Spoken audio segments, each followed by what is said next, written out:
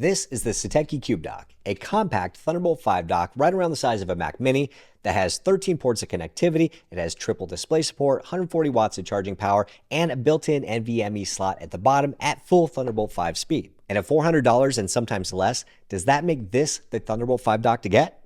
I have no idea. But you know what? We're going to open it up, test the crap out of it, and find out. All right, let's just go ahead and start with the unboxing of the Satechi Thunderbolt 5 Cube Dock. We'll go and open it up. I already cut the stickers on the bottom. And here we go. So right away, I mean, it looks like you're pulling out a Mac Mini. It doesn't quite feel like a Mac Mini, but it looks like one. On the inside, we have the installation guide, maybe. There we go. Kind of tells you how to install the SSD, which we'll get to in just a moment. Got a manual. We got Thunderbolt 5 cable right here. We got our power cable, and we got our power brick. The dock comes with a 180 watt power brick, and the dock can supply up to 140 watts of charging to a laptop, leaving just 40 watts minus some overhead for additional accessories like running your SSDs or displays. So I guess it's possible that the charging speed could be reduced from the 140 watt max. Moving to the dock itself, we'll go ahead and open this up. Kind of looks like Apple packaging to a degree. So there we have it, the Satechi Thunderbolt 5 Cube Dock. This is a metal enclosure, although it doesn't quite feel as nice as Apple's aluminum somehow. Size-wise, compared to the Mac Mini, I mean, it is incredibly close, like really close. It is just a hair taller. So if you look at these guys side by side, I don't know if you can see it, try and level those out as much as possible, but it's just a little bit taller than the M4 Mac Mini. But if we stack them right on top of each other, let's see if they're the same physical footprint. And yeah, they seem to be basically the same physical footprint, just a tad bit taller than the M4 Mac Mini. On the sides of this dock, you do have perforations on the left and right, which are for the active cooling that is built in to keep things cool.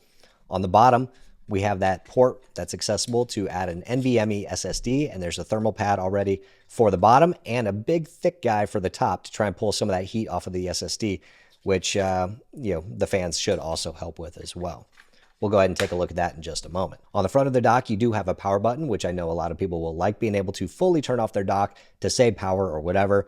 I usually just have my MacBook with the screen turned off, but always available for me to remotely access. So not something I'll use, but I know a lot of people do like having a power button on their dock. When it comes to ports, Satechi says there are 13 ports. I only count 12, but that's because Satechi counts this audio input-output as 2 ports. Down here, we have a 10 gigabit USB-C port on the front, which also does 30 watts of power delivery, so you can charge up things like your iPhone or an iPad or even a laptop. Also on the front, we have a 10 gigabit USB-A port for connecting dongles or whatever you need with USB-A. It's nice to have one of those every now and then, especially since the Mac Mini doesn't have any. There's also an SD card slot and a micro SD card slot, and I like to test those out to see what they feel like. Now, I prefer spring-loaded SD card slots. Let's see what this guy has.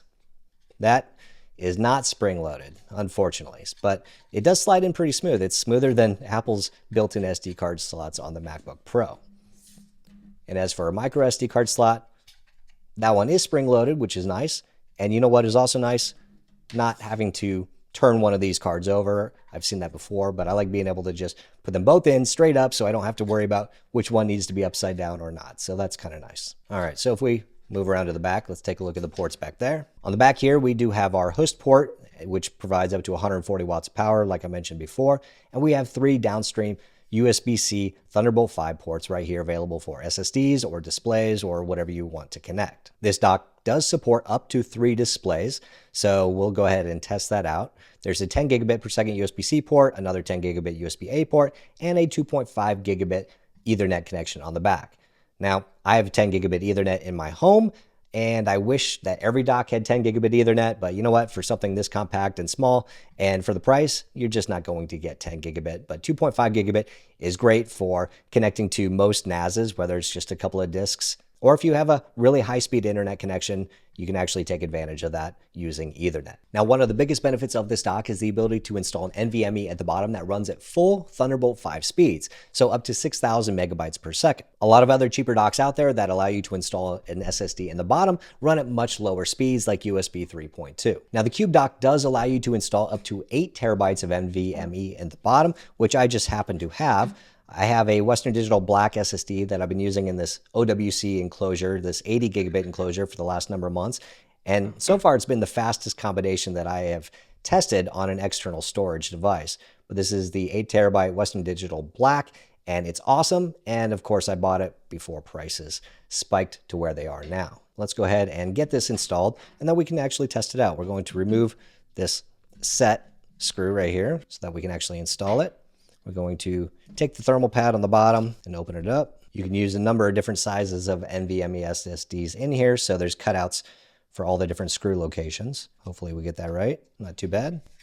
Go ahead and remove that sticker. And there we go. We got the bottom thermal pad on. We'll go ahead and insert the SSD and then use the screw to screw that in. There's a little notch here on the screw that you're going to have to align at the end of the SSD to help kind of hold it in place. So we'll slide that on there. And there we go. The SSD is secure in the enclosure. Now we'll go ahead and grab this big boy thermal pad right here, pull off the bottom, and just kind of place it on top so that it pulls all the heat right off of the SSD. And then remove the top piece. There we go. And voila, we are installed, and we can go ahead and install the bottom cover, which just snaps into place like so. And now with everything ready to go, we can actually start some testing. For my testing, I used the 5K Studio Display XDR, and I used 2 Dell S2725QCs. All 3 of them are plugged in with USB-C, and I've had 0 issues with this configuration. In fact, the 2 Dell displays are also running at 120 Hz. So I have 3 displays, all of them running at 120 Hz on this dock. Next, I wanted to test out the speeds of that Western Digital Black drive I installed in the bottom of the dock. I tested without any other displays connected to the dock, and I was getting speeds of around 5,200 to 5,300 megabytes per second read and write, which is really fast. I don't know what your workflow is, but chances are you don't need anything near that speed. With one display connected, I saw roughly the same speed. Maybe the writes were just a little bit slower. But when I connected all 3 displays, something odd was going on where the write speed actually increased and was about 5,500 megabytes per second, but the reads dropped dramatically down to around 3,700 megabytes per second. I tested this multiple times with the displays connected and disconnected and got roughly the same speed, so you can probably expect similar results with a similarly fast SSD. I also tested out the front USB-C connection with this Samsung T7 SSD and got basically what I would expect, around 600 to 700 megabytes per second. That USB-C SSD is a 10 gigabit SSD, and that's par for the course for that, and that is probably the speed that most people can actually take advantage of. I also tested out the speed of the SD card reader, where I found that the read speeds were about the same as what you see on a MacBook Pro's SD card slot, around 250 megabytes per second. The next thing that I tested was the 2.5 gigabit Ethernet connection, which usually is a pretty nice upgrade from standard 1 gigabit. Using a tool called iPerf, where I test the connection from my device through my 10 gigabit network to another device, I was able to get just about the full 2.5 gigabit upload speed through that connection.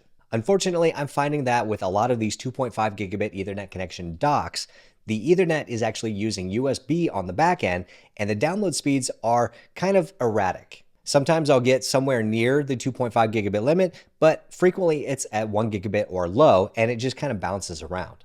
I've tested other docks with 2.5 gigabit Ethernet that also use USB on the back end, and they're all doing basically the same thing. Even if I take a 2.5 gigabit Ethernet to USB-C adapter and plug it into one of the docks, I see the same results. If you look at a dock that has 2.5 gigabit Ethernet but routes it through PCI or Thunderbolt, like the CalDigit TS5, then you're going to see the full upload and download speeds that you would expect. Now, I mentioned earlier that there's a fan inside the dock, and you can hear it when you're trying to hear it. But for the most part, it is so quiet, it just blends into the noise of your room.